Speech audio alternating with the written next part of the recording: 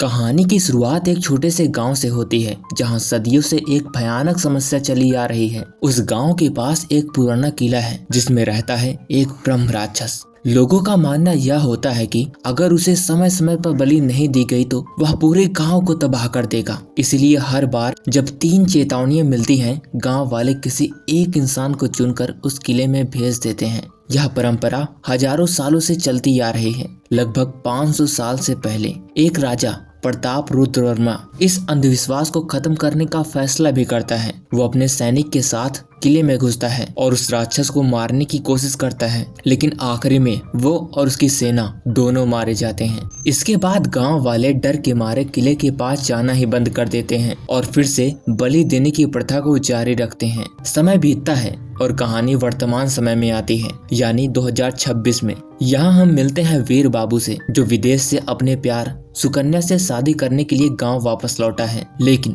उसकी खुशी उस वक्त टूट जाती है जब उसे पता चलता है कि सुकन्या की शादी किसी और से हो रही है। वो उसे रोकने की पूरी कोशिश करता है लेकिन नाकाम रहता है। वीर अपने दोस्त बलराजू की मदद से एक गुरुजी के पास जाता है जो तंत्र मंत्र और काले जादू में माहिर होते हैं। वहाँ उसकी मुलाकात गुरुजी की बेटी सुब्बू से होती है, जो वीर को एक जादुई काजल देती है और कहती है कि अगर वो इसे सुकन्या पर लगा दे तो वह उसे कभी छोड़कर नहीं जाएगी। वीर और बलराजू कई बार कोशिश करते हैं लेकिन हर बार असफल हो जाते हैं। आखिरकार एक रात वीर नशे में सुकन्या समझकर किसी और पर काजल लगा देता है, जो असल में सुकन्या की मां निकलती है। इस गलती के कारण सुकन्या की शादी हो जाती है और वीर का दिल टूट जाता है। दुख में डूबा वीर शराब पीकर भटकता हुआ उसी खतरनाक किले तक पहुंच जाता है जहां जाने के लिए पहले उसे मना किया गया था। जैसे ही वो किले के पास पहुंचता है, उसे आसमान में एक उल्का पिंड दिखाई देता है, जो पहली चेतावनी होती है कि अब फिर से बलि का समय आ गया है।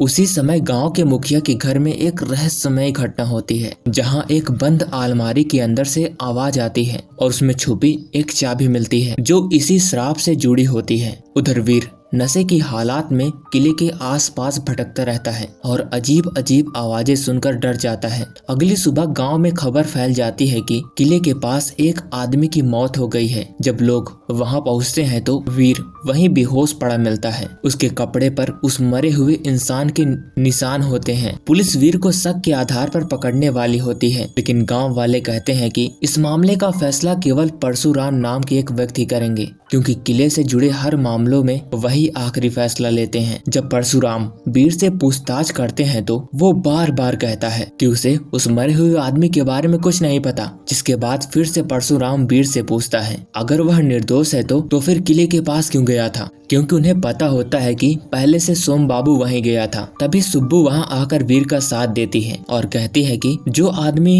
2 दिन से गायब है उसे कल ही गांव आए वीर कैसे मार सकता है। कोई ठोस सबूत न होने की वजह से परशुराम एक अजीब फैसला सुनाता है। जब तक सोम बाबू नहीं मिल जाता तब तक वीर को उसकी पत्नी को रोज 250 रुपए देने होंगे और साथ ही गाँव वाले कुछ दिनों तक वीर की कोई मदद नहीं करेंगे। इस सजा की वजह से वीर को सारे घर के काम खुद करने पड़ते हैं और वह धीरे धीरे इस मुश्किल जिंदगी का सामना करने लगता है।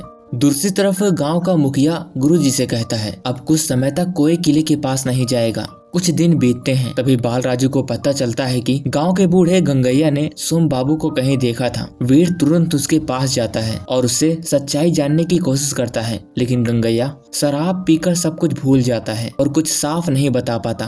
अगले ही दिन दूसरी चेतावनी मिलती है। गांव के किनारे वाले तालाब के पास सारे पशु मरे हुए मिलते हैं। यह देखकर गांव वालों को यकीन होता है कि अब बलि का समय नजदीक है। उसी रात वीर अकेले बैठकर आग जलाकर सोच में डूबा होता है। तभी सुब्बू वहां आ जाती है और उससे बात करती है। वह उसके हाथ की लकीरें देखकर कहती है कि उसकी जिंदगी में प्यार बहुत कम है और उसकी परेशानियां जल्द ही खत्म होंगी। यहीं से सुब्बू के दिल में वीर के लिए प्यार जागने लगता है। कुछ ही समय बाद वीर की सजा खत्म हो जाती है और बालराजू उसे बताता है कि सुब्बू उसे सच में पसंद करती है। यह सुनकर वीर खुश हो जाता है। फिर आती है तीसरी चेतावनी। गांव में हड़कंप मच जाता है। गांव के बुजुर्ग पुराने दस्तावेज निकालते हैं जिसमें उस शराब को लेकर असली कहानी लिखी होती है। पता चलता है कि 2000 साल पहले गांव में एक भयानक महामारी फैली थी, जिसे रोकने के लिए राजा ने काले जादू की मदद ली थी और एक राक्षस को बुलाया था। महामारी तो खत्म हो गई, लेकिन बदले में उस राक्षस के साथ सौदा करना पड़ा। हर 3 चेतावनी के बाद हर घर से एक जानवर, एक इंसान की बलि देनी होगी, वरना वह राक्षस किले से बाहर आकर सबको मार देगा। यह सच्चाई जानने के बाद गांव में डर और अफरा तफरी फैल जाती है कि इस बार बलि के लिए किसे चुना जाएगा। इसी बीच वीर को पता चलता है कि परशुराम खुद किले के पास गया था। वह गुस्से में वहां पहुंचता है और कहता है कि जब वो वहां गया था तो उसे सजा मिली थी, तो अब परशुराम को भी सजा मिलनी चाहिए। लेकिन परशुराम उसकी बात को अनसुनी करके रहस्यमय ताले से पत्थर खोलता है, जहां से कुछ और दस्तावेज मिलते हैं, जिसमें बलि को लेकर इंसान को चुनने के नियम लिखे होते हैं। अब गांव के चारों ओर एक अदृश्य शक्ति घेरा बना लेती है, जिससे कोई बाहर नहीं जा सकता। मजबूरी में गांव वाले एक ऐसे इंसान को चुनने का फैसला करते हैं जिसकी कोई बड़ी जिम्मेदारी या परिवार न हो। सबकी जांच करने के बाद एक नाम चुना जाता है। जब यह खबर गांव में फैलती है तो बाल राजू दौड़ता हुआ वीर के पास आता है। वीर को लगता है कि उसका ही नाम आया होगा, लेकिन बाल राजू बताता है कि गंगैया का नाम चुना गया है। यह सुनकर वीर घबरा जाता है, क्योंकि गंगैया ही एक लौता गवाह है जो सोमू के बारे में सच बता सकता है। वीर तुरंत गंगैया को बचाने की कोशिश करता है, लेकिन गांव वाले उसे पकड़ लेते हैं और मजबूरी में गंगैया को बलि के लिए तैयार किया जाता है। उसे एक खंबे में बांधकर उसकी पूजा की जाती है और पूरे गांव में घुमाकर किले के पास ले जाया जाता है। वीर आखिरी बार उसे बचाने की कोशिश करता है, लेकिन उससे पहले ही गंगैया की मौत हो जाती है। गांव वाले तुरंत इसका इल्जाम वीर पर लगा देते हैं कि उसने ही गंगैया को मार दिया, लेकिन वीर खुद को बचाते हुए कहता है कि जब उसे मारने के लिए लाया गया था तो वह जल्दी मर गया, तो उसमें क्या गलती है। इसी बीच गांव के मुखिया और परशुराम बताते हैं कि उन्होंने पहले से ही दूसरा नाम तैयार रखा था। जब ये दूसरा नाम घोषित करते हैं तो सब हैरान हो जाते हैं। वह नाम बाल राजू का होता है। यह सुनकर वीर भड़क जाता है और गांव वालों से बहस करने लगता है। वो कहता है, बिना सच जाने सिर्फ पुरानी परंपराओं पर भरोसा करके ऐसा करना गलत है। वो चुनौती देता है, अगर किले में सच में कुछ है तो उसे साबित करे और बाल राजू की जगह उसे भेज दें। गुस्से में आकर वीर वहां जल रही पवित्र दीपक को बुझा देता है। तभी अचानक तेज हवाएं चलने लगती हैं और किले के अंदर से एक भयानक दहाड़ सुनाई देती है। अब सबको यकीन हो जाता है कि किले के अंदर सच में कोई खतरनाक चीज मौजूद है, लेकिन दीपक बुझने की वजह से अब गाँव वाले तय करते हैं कि वीर को ही किले के अंदर भेजा जाएगा। मजबूर होकर वीर किले के अंदर जाता है। अंदर का माहौल डरावना होता है, हर कोने में खतरा छुपा होता है। वह सावधानी से आगे बढ़ता है और रास्ते में खतरनाक जालों से बचता है, जैसे नुकीले कांटों वाले पत्थर और तेज धार वाली तलवारें। आखिरकार वह एक अंधेरी जगह पर पहुंच जाता है, जहां उसे लगता है कि कोई उसके पीछे दौड़ रहा है। डर के मारे वह पीछे देखे बिना बड़बड़ाने लगता है कि मुझे कुछ मत करना राक्षस जी। तभी अचानक कोई उसके पैंट की जेब में हाथ डालता है। वीर घबरा कर पीछे मुड़ता है और देखता है कि वहाँ कोई राक्षस नहीं था, बल्कि एक इंसान खड़ा था। अब असली रहस्य यहीं से शुरू होता है। वीर जब उस इंसान को देखता है तो वह हैरान हो जाता है। वो कोई और नहीं बल्कि सोम बाबू होता है, जिस पर उसकी हत्या का आरोप लगा था। सोम बाबू बताता है कि वह पिछले 10 दिनों से इसी किले के अंदर फंसा हुआ है और अभी तक उसे बाहर निकलने का रास्ता नहीं मिला। जब वीर उससे पूछता है कि वह यहाँ कैसे आया, तो वह पूरी सच्चाई बताता है। असल में सोम बाबू एक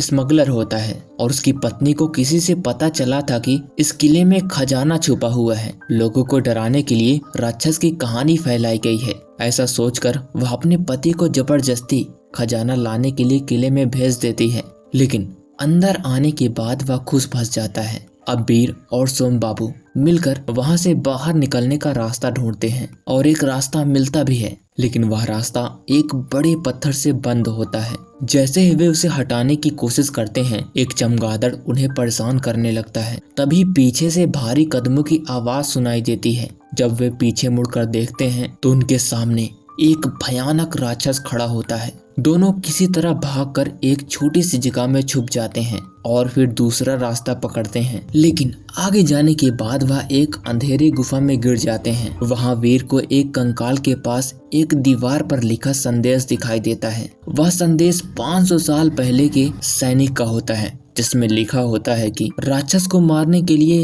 एक खास चूर्ण और जादुई तलवारें बनाई गई थी। उस पाउडर से राक्षस कमजोर होता है और फिर तलवारों से उसे मारा जा सकता है, लेकिन उनकी योजना फेल हो गई थी और राजा समेत सभी सैनिक मारे गए। उस सैनिक ने यह भी लिखा होता है कि दूसरी तलवार कहीं किले में खो गई है और एक खास दरवाजा खोलने के लिए 2 लोग की जरूरत होगी। साथ ही उसके लॉकेट में एक नस्का छुपा होता है। वीर और सोम बाबू उस लॉकेट को खोलने की कोशिश करते हैं, लेकिन सफल नहीं होते। दूसरी तरफ सुब्बू को उसके पिता बंद कर देते हैं ताकि वह किले में ना जाए, लेकिन उसका भाई उसे छोड़ देता है। सोबू को पुराने दस्तावेजों से किले का दूसरा रास्ता पता चल गया है और वह बाल राजू को लेकर किले के अंदर चली जाती है। अंदर जाते ही वे सभी अलग हो जाते हैं। इधर वीर और सोम बाबू लॉकेट खोलने की कोशिश करते रहते हैं। तभी वहाँ पायल की आवाज आती है और सोबू दिखाई देती है। वह वीर का हाथ पकड़कर उससे प्यार का इजहार करती है, लेकिन तभी बाल राजू आता है और उसके पीछे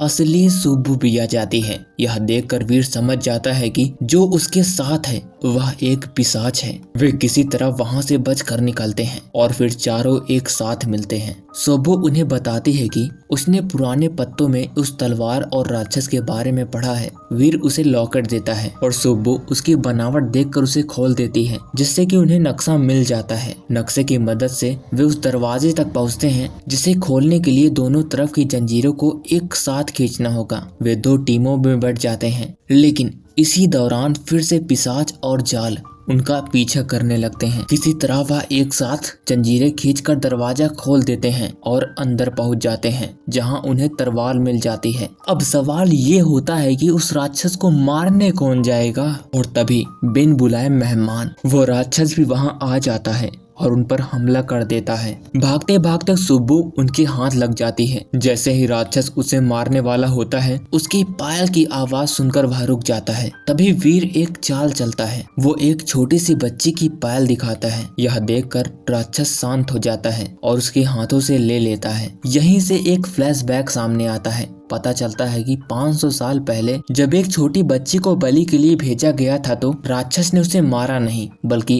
अपनी बेटी की तरह पाल लिया था। वह उसके साथ खेलता, उसे खुश रखता और दोनों साथ में रहने लगे थे। लेकिन जब राजा प्रसाद रुद्रवर्मा हमला करता है, तो उस लड़ाई में वह बच्ची एक तीर लगने से मर जाती है। उस दिन के बाद से राक्षस इंसानों से नफरत करने लगता है। अब इतने सालों बाद जब वह फिर से वही पायल देखता है, तो उसकी पुरानी यादें ताजा हो जाती है और उसका क्रोध शांत हो जाता है। आखिरकार वह शांति पाकर विलीन हो जाता है, यानी उसे मोक्ष मिल जाता है। वीर को यह आइडिया इसलिए आया था क्योंकि उसने पहले किले में बच्चे के खिलौने को देखा था और पायल भी, जिससे उसे शक होता है कि इस राक्षस का किसी बच्ची से रिश्ता होगा। इसी समझदारी से वह बिना लड़ाई के राक्षस को खत्म कर देता है। आखिर में चारों किले से बाहर निकल जाते हैं और गांव इस डरावने श्राप से हमेशा के लिए मुक्त हो जाता है। और इसी के साथ यह कहानी भी यहीं खत्म हो जाती है। तो दोस्तों, अगर आपको यह एक्सप्लेनेशन पसंद आया हो तो वीडियो को लाइक करें, चैनल को भी सब्सक्राइब करें। तो मिलते हैं किसी और इंटरेस्टिंग स्टोरी के साथ। तब तक के लिए till then take care, bye bye.